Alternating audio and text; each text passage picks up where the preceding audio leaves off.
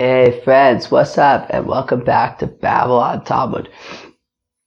Uh, well, today we're gonna study Daf Yud Tes, Daf 19 of Masechta Taanis. Friends, as you could probably hear, I don't have a voice, so it's interesting recording a podcast when you don't have a voice.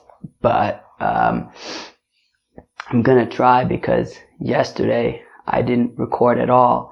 And even though I'm a bit ahead, if I go too many days without recording, I'm going to be in big old trouble.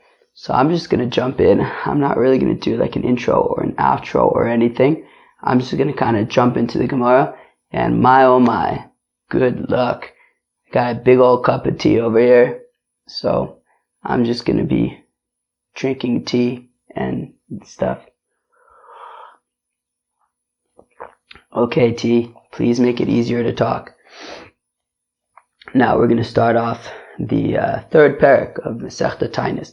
Seder Tanios Elu Omer Pervia Rishona. Alright. So this fast days that we're talking about is in like the first kind of bunch, like there's the first set of rain, which comes like at the beginning of the season, there's like rain. So these fasts that we're talking about are in order to beseech God, so we should have rain at the beginning of the season. But there are different situations which are immediate warning signs. Right? And then when it comes to like the rain, so then it's like 13 fasts, right?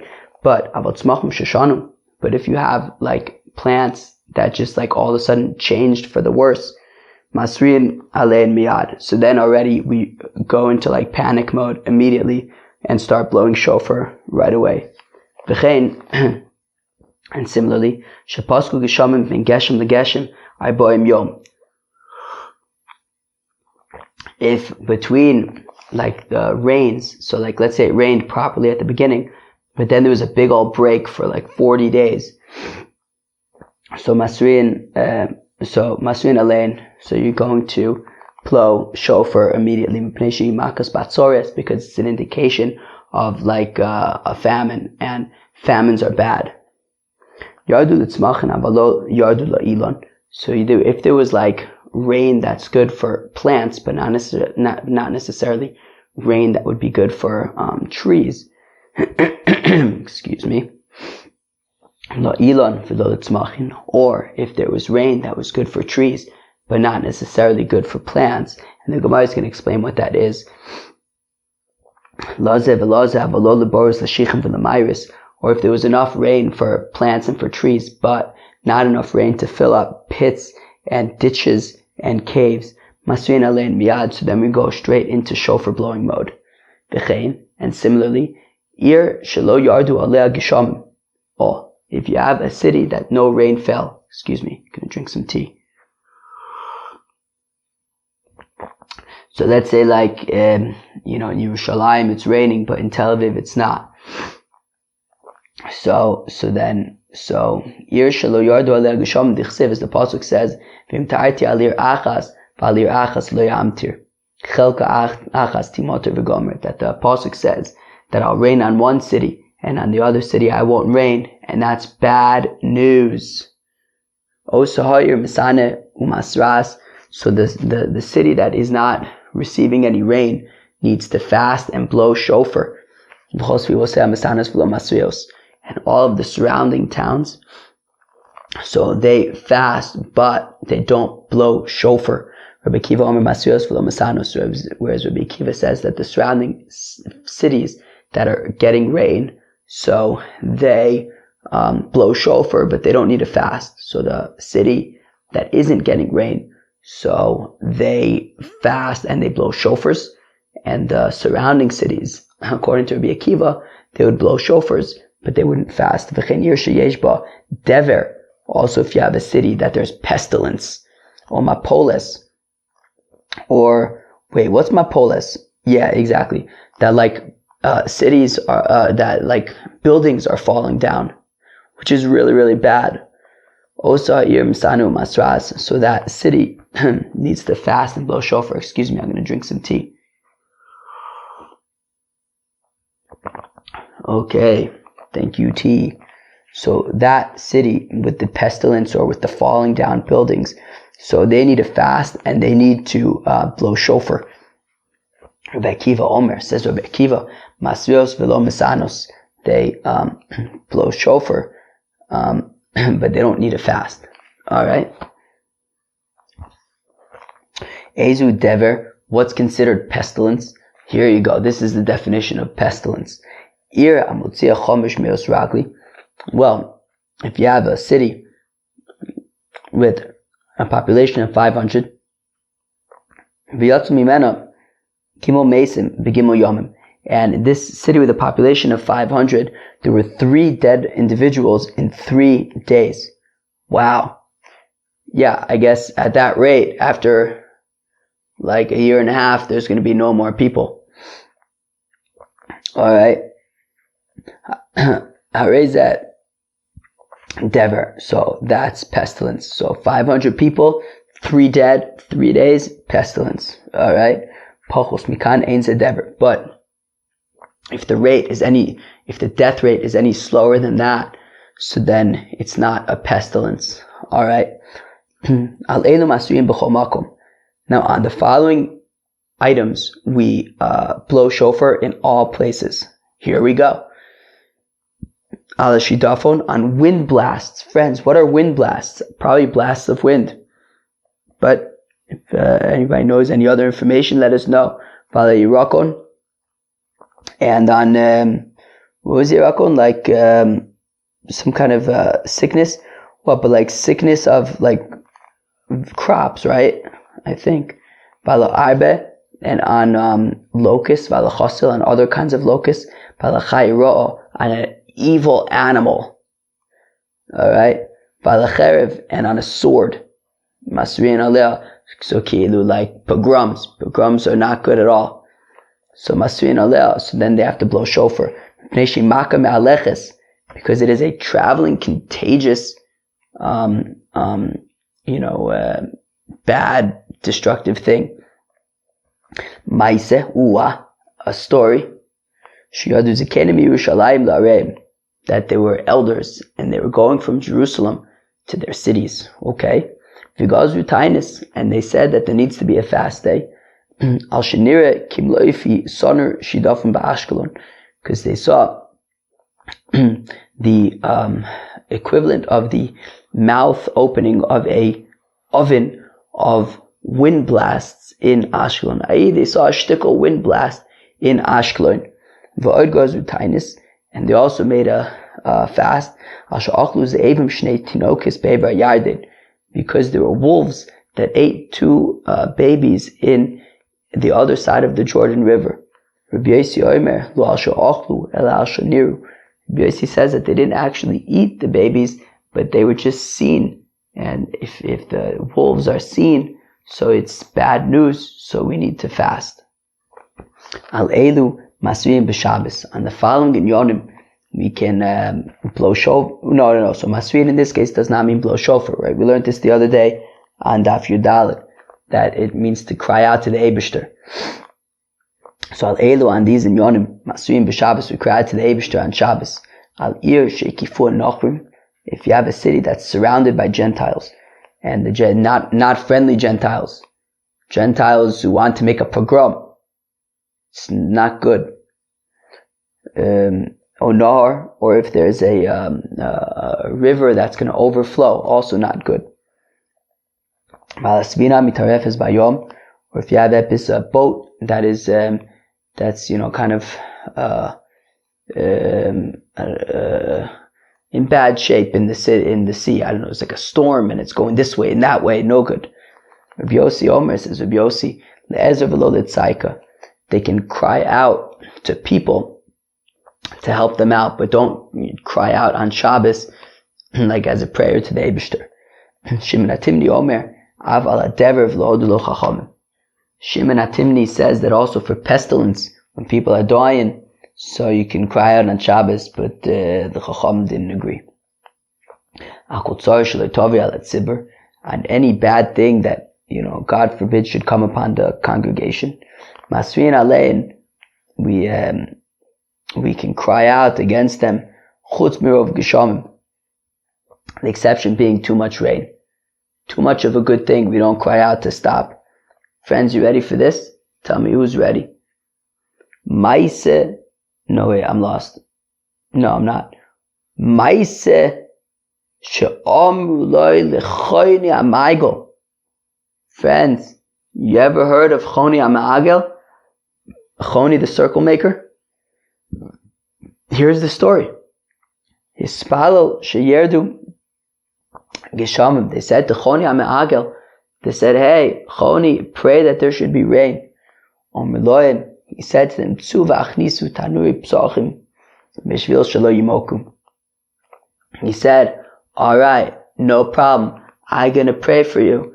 Take your Paschal lamb ovens and bring them inside, because if they're left outside, they're going to be ruined in the rain that's going to come.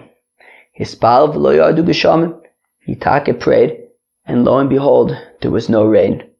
Ma also, so what did he do? Og ugov amad b'socha. He pashit, made a circle and stood inside the circle. V'amar lefanov. He said to the Eibishter, Ribono shel olam, Master of the world, Bonecha samu pneim olai. Your children have put their faces upon me, they have turned to me. Sha'ani kiben bayis lefanecha, that it's like I live in the same house with you. Nishba'oni b'shmecha. Eibishter, I'm swearing in your name. Hagadol, the great name. She'eni zoz mikan, that I'm not going nowhere. Ad shetrachim abonecha, until you have mercy on your kinder. Eschilu geshamim min atvin. So the rains began to drip. Omar lo yikach sha'alti. Choni Amaga says, that's not what I'm talking about. I'm not asking for drips. Elo gishmei boirish shichunu myris. I want enough rain to fill up the pits, the ditches, the caves. Ischilu leirid bezaf. And then the rains, they began raining with a fury. Omar lo yikach sha'alti. And Choni Ma'aga says, this is not what I asked for. I didn't ask for a hurricane. Ela gishmei rotzin, bracho, nedave.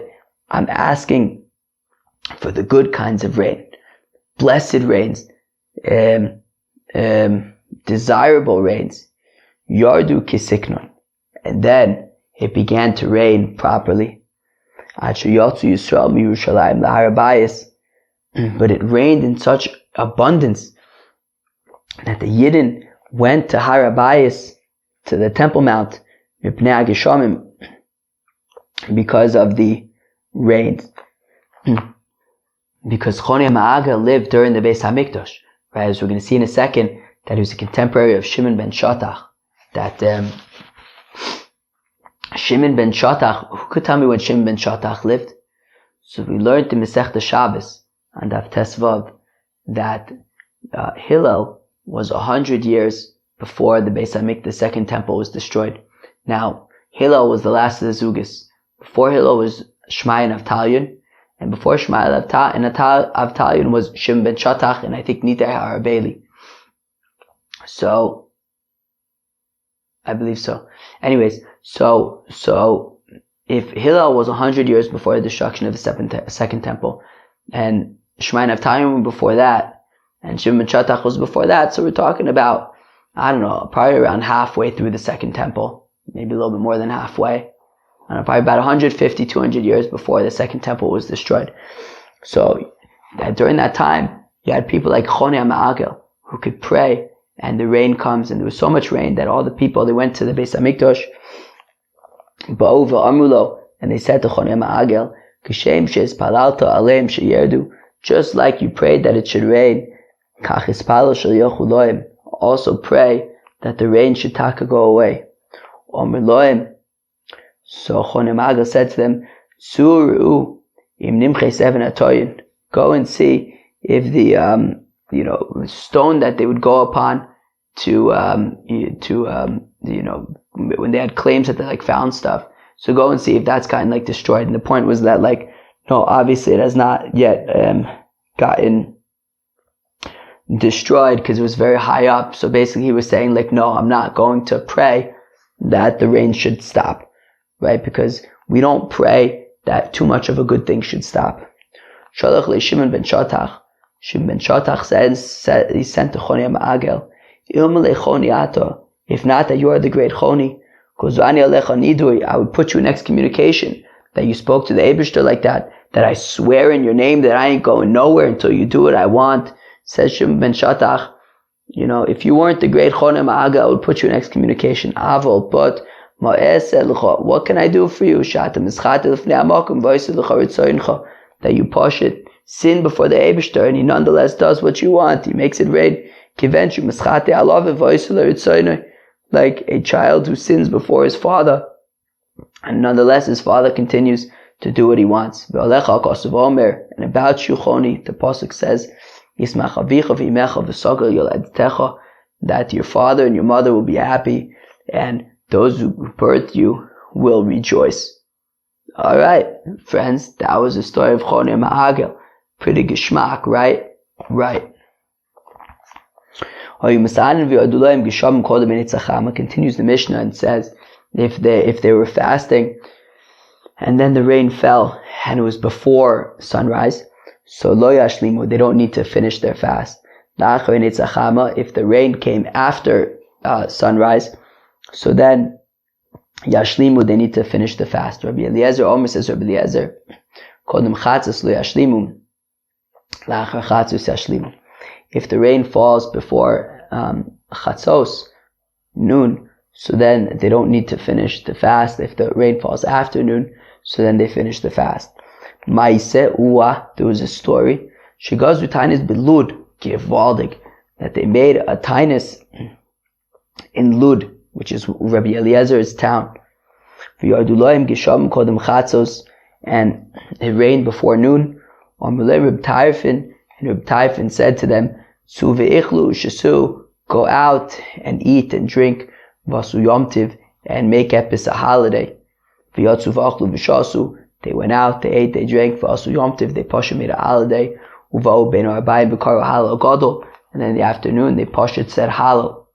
That's very gishmak. So we see that they were going based on the assumption that before chatzos, you don't need to if it rains before chatzos, you don't need to complete your fast. Okay, now zok the Gemara. Seder Tanios elu ha'amar b'revia rishona. So our Mishnah had said that these fasts are talking about the first rains. But 1 second, for a minute, we have a kasha. Revia rishona b'shniya l'shol, that for the first rains and the second rains, we simply ask the Eibishter for rain.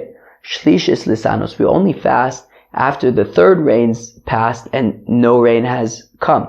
So on the one hand, our Mishnah is saying that these fasts are in the first rain, yet we have a brayso that seems to be saying that we don't really fast until after the third rain.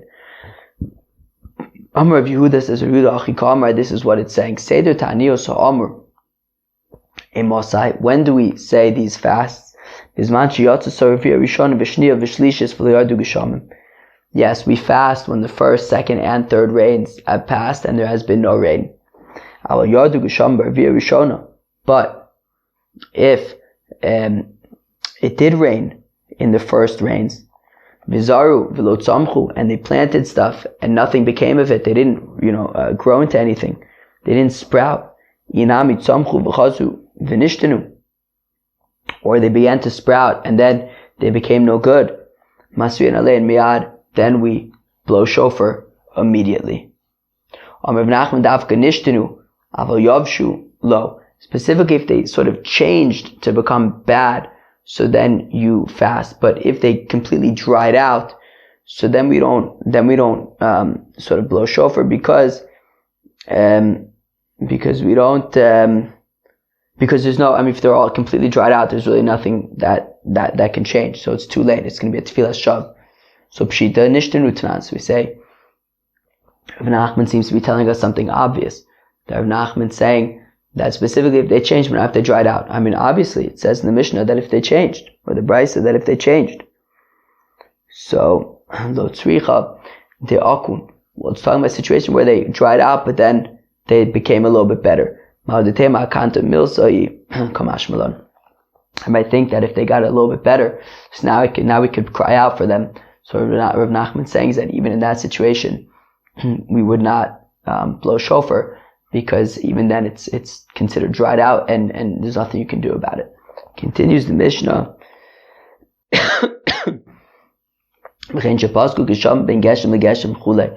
Similarly, if the rain stops between rains for 40 days, my makas batsoris. So what's considered a batsoris, like this hunger kind of thing? So Amar of Yehuda, Amar Rab, says Rav Yehuda in the name of Rab, Maka mevil idei batsoris, something that's going to lead to hunger. Amar of Nachman, Naira, Nara, batsorta, says of Nachman, that if there's no food in one city, but there's food in another city, and they could bring it from one to the other by way of the river, so that's considered a batsoris. Whereas medinta kafna. But if it's in one like country to another country, that you have to like bring it on like donkeys and stuff, so and that's a lot more severe, and that's called a kafna, like a famine. So like a batsoris is not quite as bad as a kafna.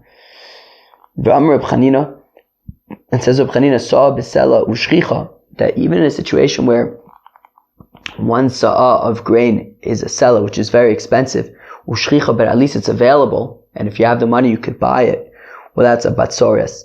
Arba v'lo shchicha kafna.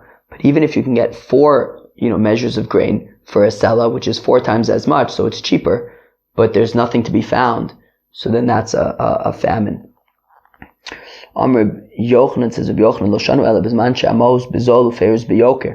Says of Yochanan, that's only if, when there's money available. So even, right, if there's money available, but the fruits are expensive, so that's a batsoris of amos b'yoker, feiros b'zol. But in a situation where there's money is very expensive, uferes b'zol, but the fruits are cheap, but there's no money to buy it, so masina le'el miyad, so then you have to blow shofar immediately. Then Rabbi Yochanan says, Rabbi Yochanan, Nihirna, that when you have 4, when you can buy 4 saw for 1 selah, so the prices are okay. So yet there were a lot of people that were suffering from hunger in Tiberia because there was no money to buy it with. So even though technically the prices were okay, but nobody had any money to be able to buy things with. So that was like a really big problem. The Mishnah then continues, if the rain fell for the plants but not for the trees. So I understand rain that's good for plants but not for trees. If it comes very quietly, very softly, so it's good for plants, but it's not good for trees, because the trees need the harder ones, the harder rain. And I understand rain that's good for trees but not for plants. If it comes very strong and not very soft, then it's good for the trees but not for the plants. Rain that's good for plants and trees, but not to fill up like pits and ditches and stuff. Well, for example, if it comes very strong and also soft, so it's good for the plants and for the trees. But it's not enough. It didn't come into the quantities that would be necessary to fill up the pits and ditches and things like that. Ella, but that which we learn in a brisa, but what's a situation where it's enough for the pits and ditches to fill that up, but not for the plants and the trees? It comes very, very in humongous, like torrential rains. So that won't be good for the trees or for the plants. Tana Rabbanan, the rabbis taught, so we blow shofar for the trees around Pesach time, and for the pits and ditches and caves and stuff around Sukkot time. But at the end of the day, if you don't have any water to drink, so then if there's no water to drink, that's really bad, and you just blow shofar immediately. Miyad shalayin, what's considered immediately? Sheni v'chamishi v'sheni, the Monday and then Thursday and then Monday. And you also only fast like in the what's it called? Like the area that it's not raining, like in the, what's it called? I don't know what it's called, the district or whatever, I guess, like that it's not raining. The askara, when it comes to this terrible disease called askara, I think it has to do with like a sore throat or something. Bizman sheyesh, but like a really bad one that kills people. Hopefully this one won't kill me. Bizman sheyesh ba misa masvin aleh. So if people are dying, so then we like, do shofar and stuff. Bizman sheyesh ba misa masvin aleh. But if there's no death, so then you don't have to like blow shofar. Masvin aleh govai b'chol shum. And we are masriya on the govai, on like locusts, even if there's just a little bit. Rabbi Shimon ben Elazar says also when it comes to grasshoppers. Alright? The rabbis taught that we blow shofar for the trees on the other years of Shemitah. I think I've been defining masriyan wrong. Masriyan means to cry out. It doesn't mean to blow shofar actually in this context. Alright. Fine. Now, so I'm going to read that again. I'm not going to read the whole daf again because, whatever, we could just like pretend like I was translating masriyan to mean to cry out the whole time, but also, I don't know if I could physically do the whole daf again. So we cry out for the trees on the other days of the years of the Shemitah cycle, but not on Shemitah. But for like needing drinking water and stuff, like, water in the pits and stuff, so then even on Shemitah. Reb Shimon ben Gamliel says, Reb Shimon ben Gamliel, we can even cry out for the trees on Shemitah, because, there's still like parnasa for the poor people. Because like, I don't know, whatever grows on its own, you could still chaparan. Tani idach, we have another brayse that says, we cry out for the trees on all the other years of Shemitah. And on the pits and ditches and caves, even on Shvius.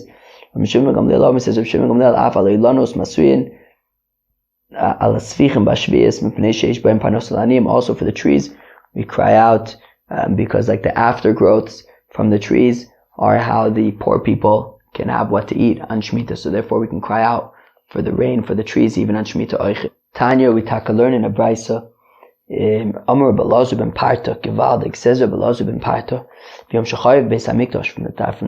the day that the Beis Hamikdash was destroyed, Naisu Geshoimim Simukin Olam. So the rains became like kind of shvach, like my voice. Yesh Shana Shegishameh Merubin. There are some years that have a lot of rain. Yesh Shana Shegishameh Muatin. There are some years that have a little bit of rain. Yesh Shana Shegishameh Yordan Bizmanon. There are some years that the rain falls on time. And there are times when the rain does not fall on time. A year in which the rain falls on time. What is that similar to? When the rain falls on time, it's like a servant whose master pays him on time, pays him at the beginning of the week. On Sunday, so he could be able to plan his meals properly and bake his bread properly, and eaten properly. And the years where the rain does not fall on time, what's it similar to? It's like the servant whose master paid him only at the very end of the week, right before Shabbos. The bread is not baked properly, everything's done in a frenzy. And it's not eaten properly. A year that has a lot of rain. What's it similar to? It's like a servant whose master gives him all of his payments at once.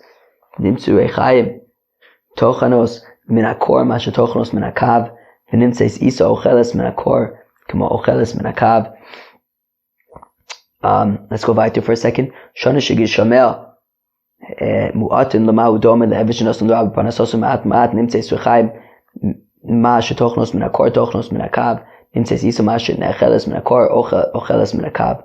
So basically what it means is that when you grind like wheat and stuff in a mill, so some of the flour ends up getting caught in the mill itself. Now, if you're only grinding small quantities at a time, so in this kind of it's kind of not worth it, because the mill is going to basically chaparain the same amount from the wheat, whether you're grinding a lot at once or a little bit at once.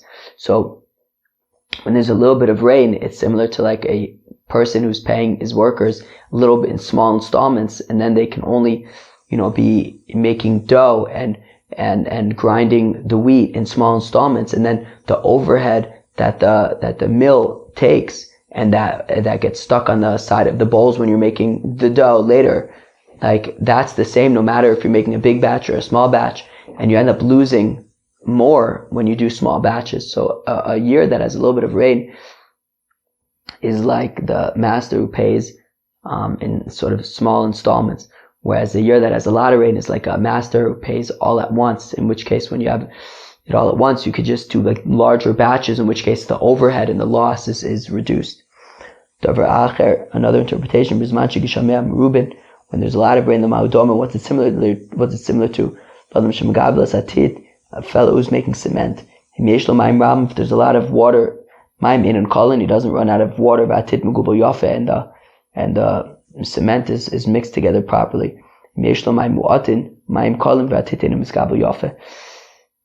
But if he only has a little bit of water, the water runs out and the cement doesn't get mixed very well. Friends, that was the Yud Tes of Masechta Taanis. I'm going to kind of hold it here. My voice is kind of non-existent. There's a really geschmack story coming up with Nakdimon Ben Gurion, and we'll see. Hopefully tomorrow my voice will be a little bit better. It's already 2 days like this. I didn't record it all yesterday because it was so bad. Today I just recorded because I can't really fall too far behind. But hopefully by tomorrow it'll be more stark. Cheers.